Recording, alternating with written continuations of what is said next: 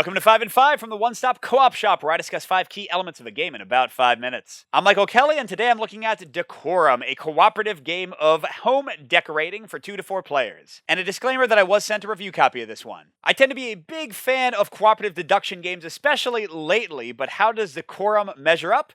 Let's find out and get to the list.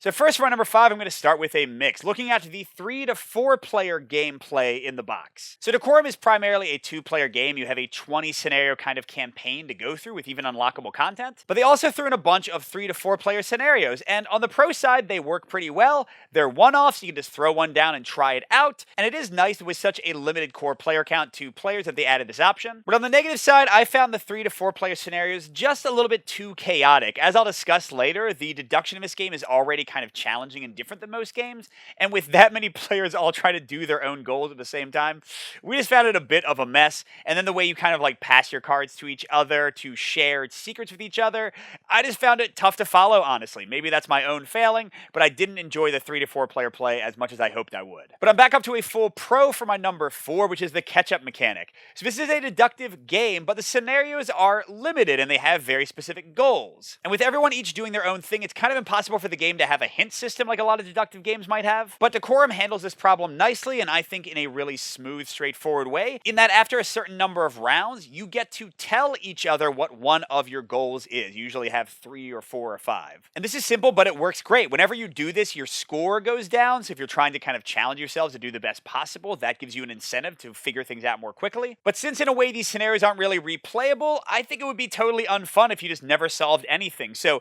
getting these hints along the way, narrowing the focus of what you have to figure out, makes the game feel satisfying each time, and I never feel let down that I just couldn't solve the puzzle at all. And let's talk about those limited scenarios for my number 3, Replay, which is a mix. And this is the mix that I include for pretty much all these kind of games, because once you've played through all the scenarios, you've seen what the game has to offer, and you can't really go through it again. Or can you? Because I have to admit, I almost made this number 3 a pro, because this is one of the most impressive of these sort of limited play types of games that I've seen for Replay. And the reason is the goals go in so many different directions and can kind of blend together that I have literally played the exact same scenarios only like 3 or 4 days later with a different person, and I had no memory of what the solution was. So this is one that I truly think you could put away for a month and probably play through almost the entire thing again and kind of rediscover the solutions without any memory. I also have a mix for my number 2, which is probably the most negative thing I have to say about the game, and that's the way the micro actions work. So on each turn, you do a very simple action. You pretty much either take something away from the board,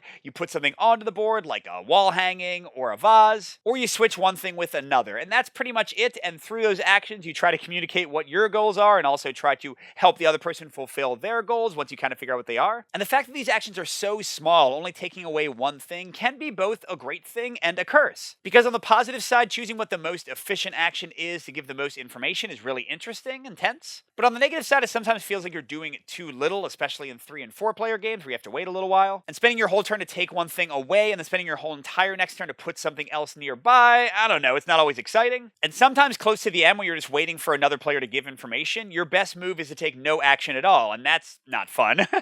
But I'm back to a full pro for my number 1, and that's the way this game handles deduction. So yes, I'm trying to figure out your goals, you're trying to figure out mine as we put these things down, but there's limited communication in that all you can say is, I like that, I don't like that, or I'm indifferent, with, different variations in how you say it. But what's really cool with that system, especially when I played with my wife in the 2-player game, is that it really feels like you're actually decorating a house or like cooperatively sort of trying to feel each other out for your preferences and your likes and your dislikes. It's like, oh, if I put this object down, does my wife hate red? Oh, she does. Okay, maybe I'll switch that out with this kind of thing. Oh no, she doesn't seem to like lamps. Let's move that over here. I don't know. Even though in some ways it is a basic deduction game, it feels different, especially in that 2-player mode. And I just really enjoy it. I really appreciate it. We get into kind of like this mindset, this sort of zen of feeling each other out. I think it's a lot of fun. So overall, I can definitely recommend Décorum to 2-player groups groups, especially couples. I don't know why, but it has been a total hit for us, kind of getting on the same wavelength and trying to solve these deductive puzzles. And overall, if like me, you like cooperative deduction, it's probably worth at least a quick look, even if you're going to play it 3 and 4 player, because I really do think the core gameplay is pretty fun. But on the other hand, if you don't like deduction, if you think you'll never play it 2 player, if you don't like the idea of like really quick micro actions and sometimes having nothing to do on your turn,